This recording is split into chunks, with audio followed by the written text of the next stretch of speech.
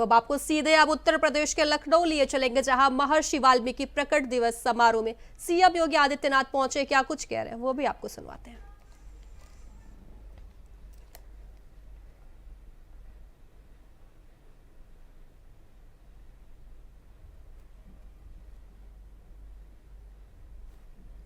पहले भगवान वाल्मीकि की इस पावन जयंती के अवसर पर उनके श्री चरणों में नमन करते हुए पूरे प्रदेश वासियों को इस दिवस की हृदय से बधाई देता हूं। महर्षि वाल्मीकि की जब हम बात करते हैं तो अब भारत के महापुरुषों की परंपरा के भाग्य विधाता हैं। आप याद करिए,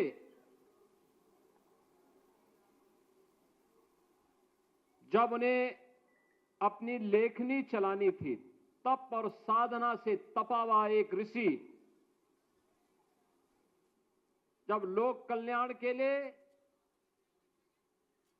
और मानव कल्याण का मार्ग प्रशस्त करने के लिए किसी एक नई कृति की रचना करने के लिए उस समय के समाज से प्रश्न करता है।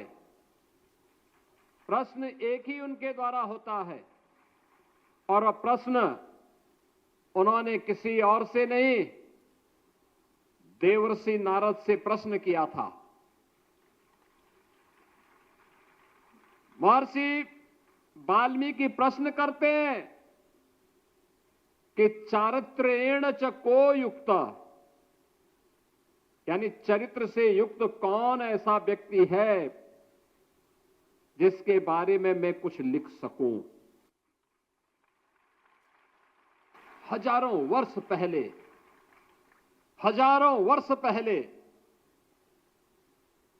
यह भाव, क्योंकि महर्षि वाल्मीकि जैसा त्रिकालदर्शी ऋषि इस बात को जानता था कि चरित्र से युक्त व्यक्ति ही लोक कल्याण का माध्यम बन सकता है, राष्ट्र कल्याण का माध्यम बन सकता है। और याद करिए ना, यही बात तो जब स्वामी विवेकानंद शिकागो की धर्मसभा में गए थे, उनकी वेशभूषा को देख करके वहां के लोग हंस रहे थे, विदेशी हंस रहे थे। तब उन्होंने एक ही बात कही थी, उन्होंने कहा कि भाई देखो, मुझ पे हंसो मत, तुम्हारे यहां तो तुम्हारा टेलर मास्टर तुम्हें परफेक्ट करता है, तुम्हें ऐसे दिखाता है कि तुम्हारे पहनावे से तुम्हारी पहचान बनती है, लेकिन हमारे देश में पहनावे से नहीं, हमारे चरित्र से हमारा देश अपनी पहचान को बनाता है। चरित्र हमारे लिए महत्वपूर्ण है और यही प्रश्न भगवान वाल्मीकि के द्वारा देवर्षि नारद से की जाती है कि चारित्र एण च को युक्त, कौन ऐसा व्यक्ति है जो चरित्र से युक्त है। और उसका जवाब भी उन्होंने स्वयं अपने आगे की लाइन में उन्होंने दे दिया। यानी आगे की, जब उन्होंने वाल्मीकि रामायण लिखना शुरू किया, अपने आदि काव्य को लिखना शुरू किया, उन्होंने पूरी कथा को राम पर आधारित किया। तो उनका जवाब भी था कि राम को मैंने क्यों आधार बनाया। तब उन्होंने कहा था, रामो विग्रहवान धर्म, क्योंकि राम ही साक्षात धर्म है। बहनों और भाइयों, पूरा मानव समाज कृतज्ञ है भगवान वाल्मीकि का, क्योंकि जब भी किसी भारतीय के मन में कोई संदेह पैदा होता है, वह किसी भी स्थिति में हो, वह गृहस्थ हो, वह सन्यासी हो, वह छोटा हो, बड़ा हो, किसी भी उम्र का हो, हर परिस्थिति में उसके लिए एक आदर्श महर्षि वाल्मीकि ने सबके सामने रखा और चरित्र रखा राम का और को उन्होंने मर्यादा पुरुषोत्तम कहा। आप याद करिए, जो लोग श्री राम को गाली देते हैं वे भगवान वाल्मीकि का अपमान करते हैं।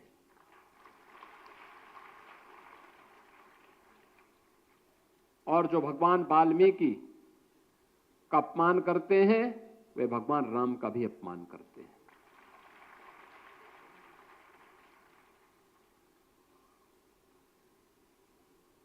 एक ऐसा माध्यम राम के ऐसे चरित्र को उन्होंने दिया जो हर काल, हर देश और हर परिस्थिति में प्रासंगिक है। भाई का भाई के साथ रिश्ता क्या होना चाहिए, पिता और पुत्र के बीच में, मां और पुत्र के बीच में, राजा और प्रजा के बीच में क्या संबंध होने चाहिए, क्या रिश्ते होने चाहिए, यह भाव अगर किसी ने भरा तो मर्यादा पुरुषोत्तम कह करके, यानी पुरुषों में सबसे उत्तम। और वो उत्तम क्यों? क्योंकि उन्होंने एक मर्यादा तय की है हर एक कार्य की। उस मर्यादा की लक्ष्मण रेखा को कभी राम ने उल्लंघन नहीं किया। और यह आदर्श किसी ने दिया तो भगवान वाल्मीकि ने हम सबके सामने प्रस्तुत किया। ऐसे भगवान वाल्मीकि की आज पावन प्राकट्योत्सव है, यानी पावन जयंती है। और जयंती के अवसर पर हर देव मंदिर में अखंड रामायण का पाठ चल रहा है। अखंड रामायण का पाठ भगवान वाल्मीकि की फोटो लगा करके हर श्रद्धालु, कोई भी कथावाचक होगा भारत का, वह सबसे पहली वंदना भगवान वाल्मीकि की ही करता है।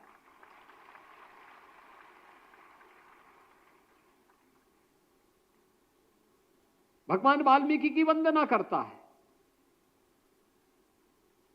कोई भी कथावाचक होगा, वह जिस पीठ पर बैठता है वह पीठ सबसे पवित्र पीठ मानी जाती है, वह व्यास पीठ कही जाती है। बहनों और भाइयों, जैसी दृष्टि वैसी सृष्टि। याद करिए ना, भारत को भारत कहलाने का अधिकारी बनाने वाले भारत के इन देवतुल्य ऋषियों की परंपरा ने कौन से कालखंड में समाज का मार्गदर्शन न किया हो? कौन सा कालखंड? रामायण कालखंड में महर्षि वाल्मीकि हैं, उस समय के समाज का मार्गदर्शन कर रहे हैं। महाभारत कालखंड में महर्षि वेदव्यास समाज का मार्गदर्शन कर रहे हैं। मध्यकाल में सदगुरु रविदास जी महाराज समाज का मार्गदर्शन कर रहे हैं। और देश जब आजादी की लड़ाई लड़ रहा है तो उसी परंपरा में बाबा साहब डॉक्टर भीमराव अंबेडकर समाज का मार्गदर्शन करते हुए दिखाई देते हैं। यानी सब की दृष्टि एक ही है। और जिसको प्रधानमंत्री जी कहते हैं एक भारत श्रेष्ठ भारत, जिसके बारे में प्रधानमंत्री जी कहते हैं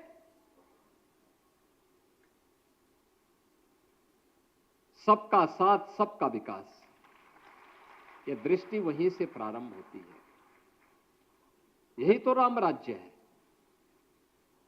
यही राम राज्य है, जहां जाति के नाम पर, मत और मजहब के नाम पर, संप्रदाय के नाम पर कोई भेदभाव न हो। यही तो मध्यकाल में संत रामानंद जी ने कहा था कि जाति पाति पोछे नहीं कोई, हरि को भजे सो हरि का होई।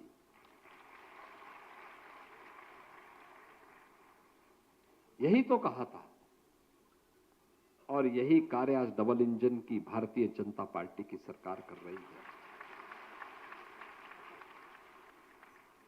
जो लोग वोट बैंक के नाम पर जातियों का सहारा ले रहे हैं। इन सब पूछिए इन लोगों से। याद करिए 2012 में जब समाजवादी पार्टी की सरकार आई थी, इन्होंने सामाजिक न्याय के इन पुरोधाओं के बने हुए स्मारकों को तोड़ने की धमकी दी थी। और तब भारतीय जनता पार्टी ने कहा था कि सामाजिक न्याय के पुरोधाओं के स्मारक को कोई तोड़ेगा तो उत्तर प्रदेश की जनता उसको तोड़ के रख देगी।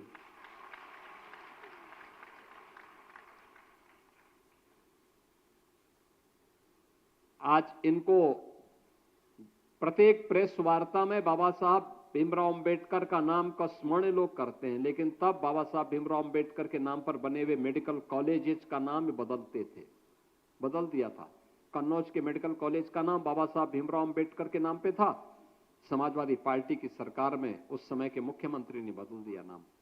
हमारी सरकार ने फिर से नाम बाबा साहब के नाम पर किया है। लखनऊ के भाषा विश्वविद्यालय का नाम मान्यवर कांसीराम जी के नाम पे था, इन्होंने बदल दिया, समाजवादी पार्टी ने नाम। मेरठ के सहारनपुर के मेडिकल कॉलेज का नामकरण भी ऐसे सामाजिक न्याय से जुड़े हुए पुरोधाओं के नाम पर था, इन्होंने बदलने का पाप कर दिया। बहनों और भाइयों, इनके दोहरे चेहरे हैं। हर एक कार्य को वोट बैंक की दृष्टि से लोग देखते हैं। ये राम और कृष्ण का विरोध करते हैं।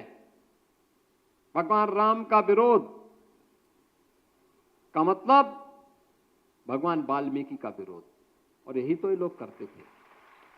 कहते थे राम हुए ही नहीं, यानी इसका मतलब इन्होंने महर्षि वाल्मीकि की भी उत्पत्ति और उनके प्रकट उत्सव को भी प्रश्न चिन्ह खड़ा किया।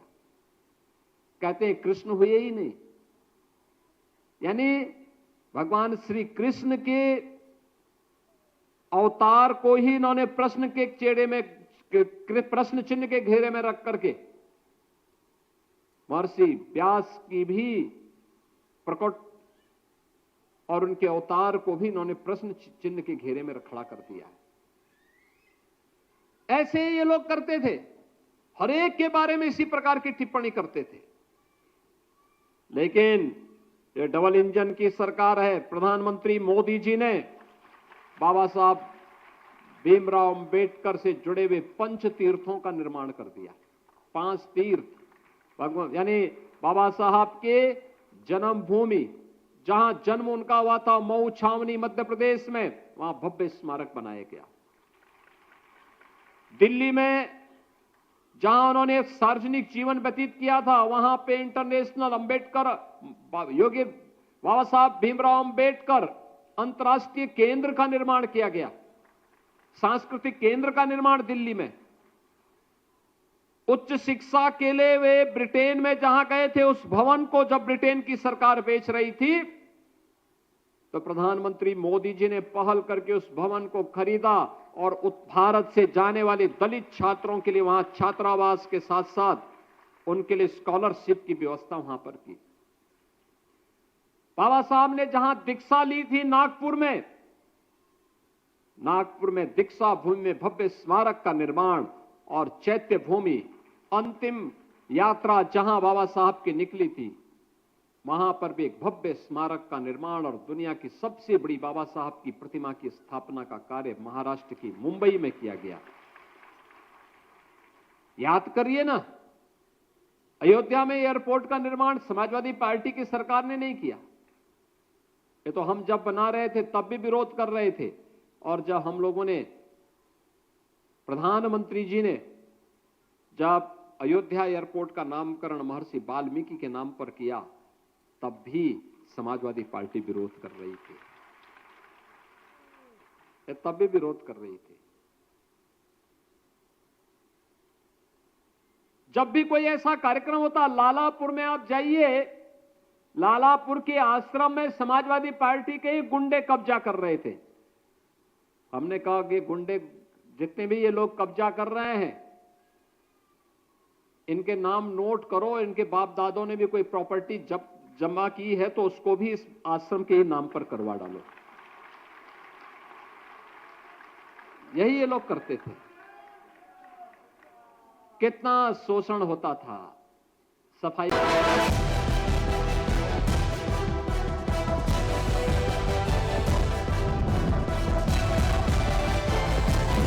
इंडिया वॉइस, आपकी सोच, आपकी आवाज।